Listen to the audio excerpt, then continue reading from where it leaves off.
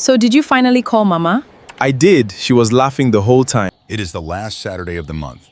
Vivian is sitting at her kitchen table in Enugu, the kind of Saturday morning that feels like a small reward after 5 hard days. Tea on the table, phone in hand, her savings app open. She scrolls to her balance. 1,840,000 naira, 3 years of discipline. 3 years of saying no to the trip with her friends, no to the new bag, no to the restaurant after church. 3 years of moving money into that account every single month without fail. She smiles. She should smile. What she has done is genuinely hard. Most people cannot do it. But there is something Vivian does not know yet. Something that will change the way she sees that number completely. And she is about to find out. Not from a bank, not from a financial advisor, but from a conversation with her younger brother Chima that she did not expect. Chima is 27, 3 years younger than Vivian. He earns less than her, 95,000 IRA a month as a graphics designer working remotely for a small agency in Port Harcourt. When Vivian calls him that Saturday afternoon to catch up, the conversation moves the way conversations between siblings do, from family news to money. And Chima says something that stops her mid-sentence. He says, "Vivian, I started investing 2 years ago. My portfolio is at 980,000 right now." Vivian laughs, a kind laugh, but a dismissive one. She says, "Chima, I have almost 2 million in savings. You have less than 1 million. What are you telling me about investment?" Chima is quiet for a moment. Then he says, "Sister, how much was a bag of rice 3 years ago when you started saving?" Vivian pauses. He says, "And how much is it today?"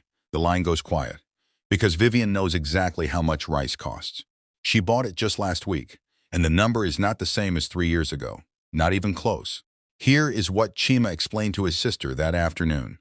And here is what your savings account will never tell you. 3 years ago, in 2021, Vivian opened her savings account at a commercial bank offering 4.2% annual interest. She deposited 30,000 every month without fail. Over 36 months, she contributed 1,080,000 of her own money. With the bank's 4.2% annual interest compounded, her balance grew to approximately 1,840,000 by mid-2024. That looks like a gain of 760,000.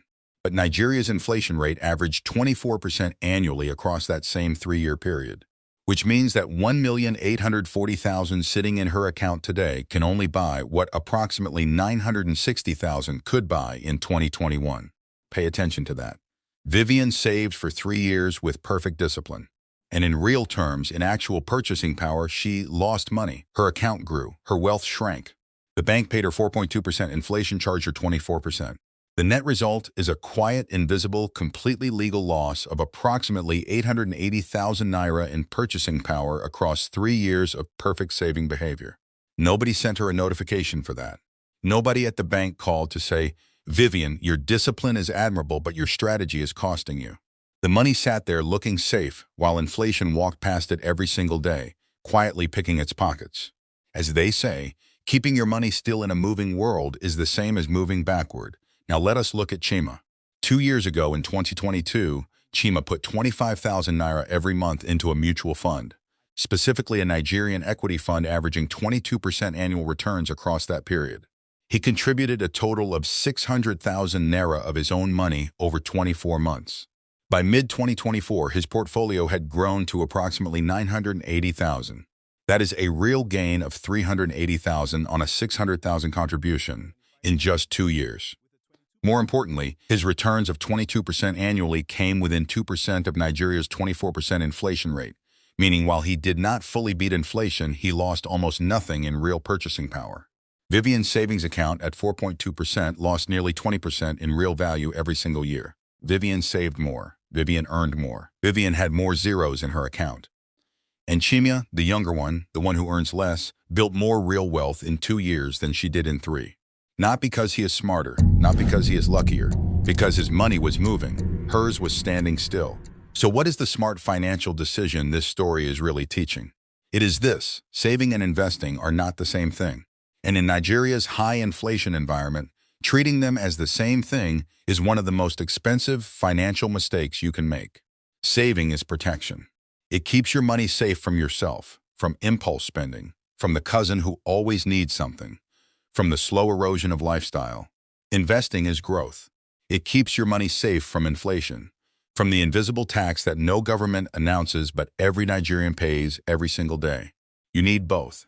In the right order. Here is the exact structure Vivian should have been running from day one.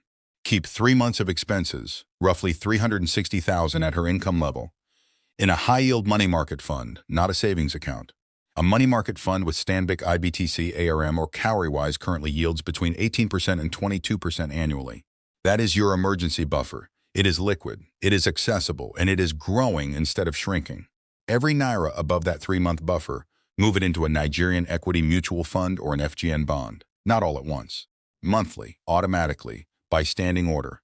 The same discipline Vivian already had, just pointed in the right direction. If Vivian had split her $30,000 monthly contribution this way from 2021, $10,000 into a money market fund for her emergency buffer, $20,000 into an equity mutual fund, averaging 22% returns, her total portfolio by mid-2024 would have been approximately $2,340,000. That is $500,000 more than what she actually has, on the exact same income, with the exact same discipline. Just a different destination for the money. Vivian did not fail because she lacked discipline. She failed because nobody told her that discipline pointed at the wrong vehicle still goes nowhere. Money saved is money protected. Money invested is money working. You need your money to work. Because inflation never rests. And a Naira standing still in Nigeria is a Naira quietly walking backward. Vivian got off that call with Chima and opened her laptop. She did not feel ashamed. She felt clear. There is a difference. She moved $360,000 into a money market fund as her emergency buffer. She set up a monthly standing order of $20,000 into an equity mutual fund. She kept $1,480,000 in a short-term FGN bond while she learned more. She did not panic. She did not start over. She simply redirected. And that single Saturday afternoon conversation with her younger brother changed the financial trajectory of the rest of her life. You do not need to earn more to build wealth in Nigeria. You need your money moving in the right direction. Starting today, drop a comment and tell us where you are watching from. Lagos, London, Abuja, Accra, Houston, wherever the Money Smart Tribe is watching from today. We want to hear from you. And if you know a Vivian, someone who saves with incredible discipline but has never been shown the difference between saving and investing, share this video with her. It might be the most valuable thing you send her this year. Subscribe to the channel for more educative money stories like this. Every week, real numbers, real people, and real decisions. Don't just save, build wealth.